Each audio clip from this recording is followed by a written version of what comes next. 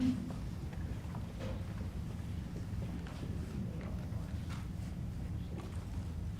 it's good so far. Good. It's a 10.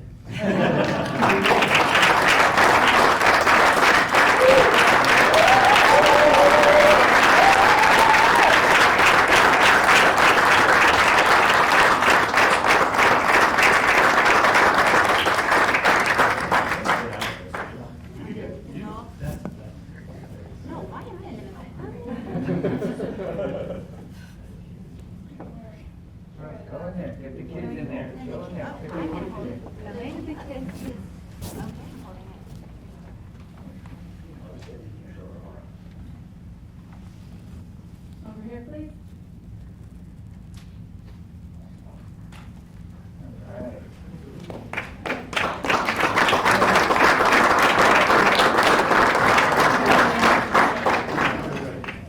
Really happy. Would all the family like to join? Yes, sure. All right.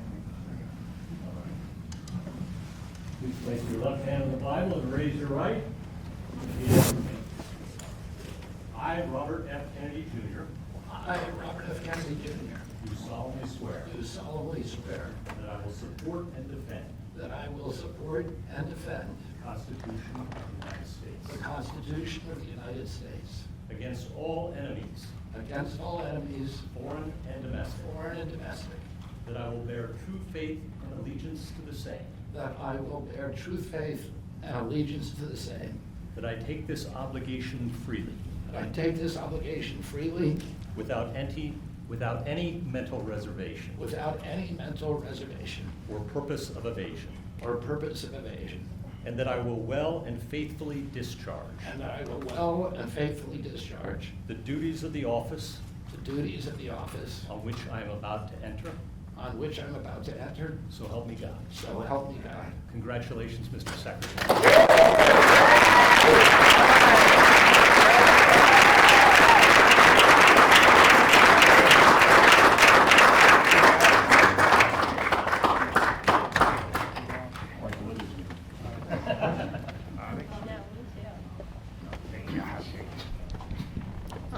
I want to begin by thanking President Trump for giving me this extraordinary opportunity, and I want to introduce my family and thank them for being here.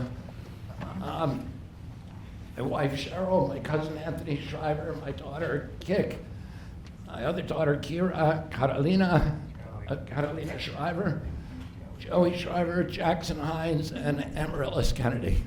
And I want to thank all of you for your support and throughout this whole 2.5-year journey. My first time in this Oval Office was in 1961, and I came here to meet, or 1962. I came here and I had a meeting with my uncle, who was president then, where we talked about the environment. He was involved deeply, as we all know, in restoring physical fitness in this country. He challenged at one point during his administration, he challenged Americans to do a 50-mile walk, which I ultimately did, but I remember the day that my father completed his walk. We were staying up at Camp David, and my father came in after 18 hours walking on the CNO towpath with his feet bleeding and blisters on them. My father had one of his best friends was Al Lowenstein. And Al Lowenstein ultimately was a congressman from New York who was assassinated himself in 1980. But Al Lowenstein had started the Dump Johnson movement to get rid of President Johnson and end the Vietnam War. And at the time that he started it, people just thought it was a fool's errand. And ultimately, he asked my father to run for president against Johnson. My father wouldn't do it at that time, and he asked Gene McCarthy. McCarthy did it, and he joined that campaign. And my father ultimately ran, and Johnson then dropped out. So Al Lowenstein had succeeded.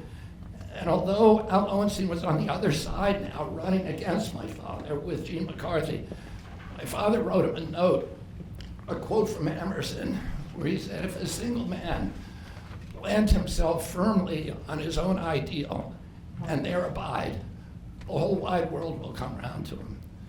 For 20 years, I've gotten up every morning on my knees and prayed that God would put me in a position where I can end the childhood chronic disease epidemic in this country. On August 23rd of last year, God sent me President Trump. All right. And he gave me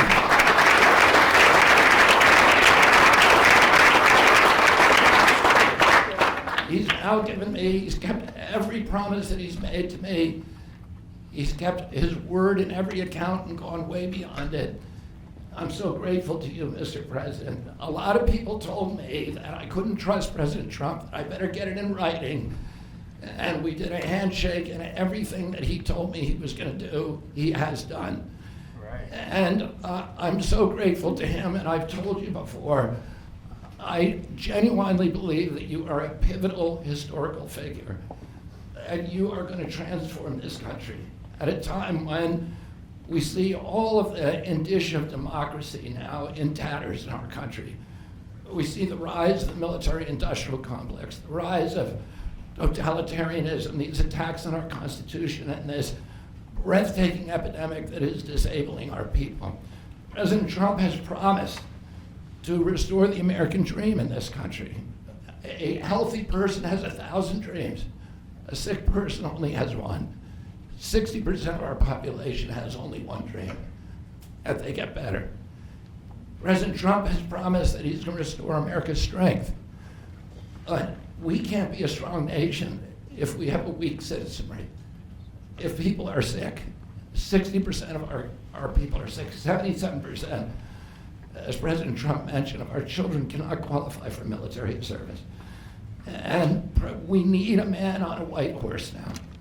We need somebody who is willing to come in and has the spine and the guts and the strength to challenge orthodoxies, to stand in the way of vested interests, and to break institutions that have turned against our democracy. President Trump has shown again and again that he is that hero. And most recently, I greatly appreciate, and I called you the day that you announced the termination of USAID. My uncle started USAID in 1961 for humanitarian purposes, to put our country on the side of the poor. It has been captured by the military-industrial complex. It has become a sinister propagator of totalitarianism and war across the globe. And very few people understand how sinister this agency really is. And President Trump saw that, and he stood up to it with a masterstroke. And we want to do the same thing with the institutions that are stealing the health of our children. We need a revolutionary figure, and you are that figure, and I'm very grateful for you for giving me this opportunity. I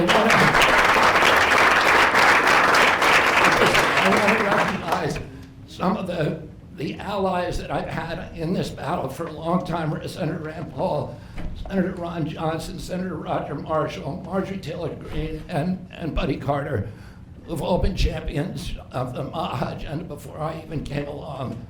I'm very grateful for you for standing strong. Thank you very much, President.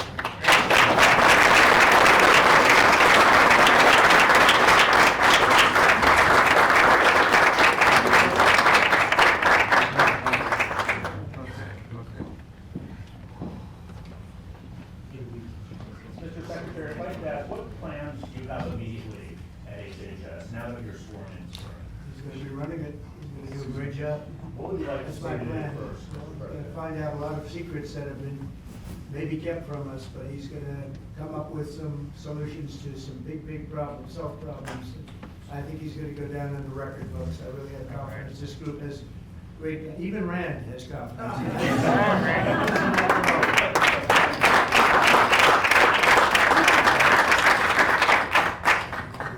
If I could ask you, Mr. Secretary, do you plan to fire anyone immediately, or what are your plans on day one, which I guess is today? Our plans are radical transparency and returning gold standard science to NIH, the FDA, and CDC, to ending the corruption ending the corporate capture of those agencies, getting rid of the people on those panels that have conflicts of interest.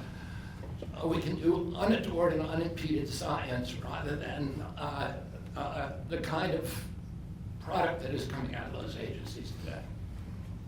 Mr. Secretary, may I ask, how do you address concerns that some Americans may have about the stance on vaccines? When people actually hear what I think about vaccines, which is common sense, which is vaccines should be tested, they should be safe, everybody should have informed consent, people are reacting because they hear things about me that aren't true. They hear characterizations of things that I've said that are simply not true. When they hear what I have to say actually about vaccines, everybody supports it. Mr. Kennedy, Kara Kashinova from Lindell TV. What's your message to Democrats in the Senate that fought so hard to keep you from taking this position? And congratulations, by the way. President Trump has promised to be the president for all Americans, and he has said to me that he understands that there's no such thing as Republican children or Democratic children.